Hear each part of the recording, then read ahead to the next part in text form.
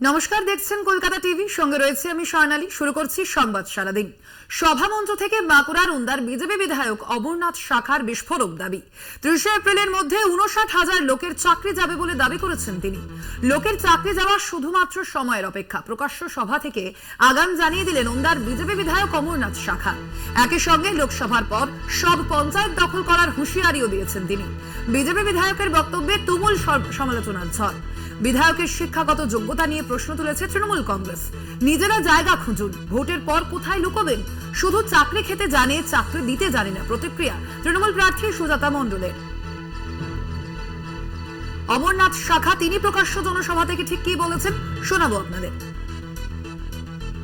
2024-এও যেই আমরা লোকসভার ভোট বেরোবে, 4 তারিখে রেজাল্ট বেরোবে, আমরা ওন্দা বিধানসভায় যতগুলো তৃণমূলের চোর পঞ্চায়েতে চলছে প্রত্যেকটা পঞ্চায়েত আমরা দখল করবই করব।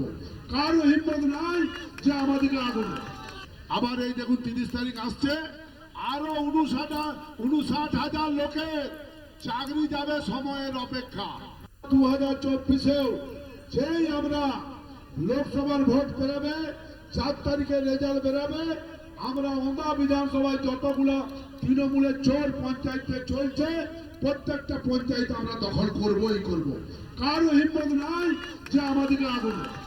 আবার এই দেখুন 30 তারিখ আসছে, আরো 59,000 লোকের চাকরি যাবে সময়ের অপেক্ষা।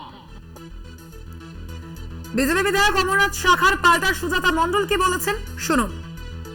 তাই উনি স্বপ্ন দেখছেন না যে পঞ্চায়েত সব দখল করে নেবে। 4 জুনের পর ওনারা দেখে রাখুন জায়গা, যে ওনারা কোথায় যে লুকোবেন নিজেদের মুখটা। যেহেতু বিধানসভায় জিতলো না, লোকসভায় বুঝতে পেরেছে 18 সিট হাতছাড়া হতে চলেছে এবং খুবই জেতার আশা কম, সেই জন্য তারা কি বলছে যে না, আমরা 26,000 চাকরি খেয়েছি, আবার 59,000 চাকরি খাবো।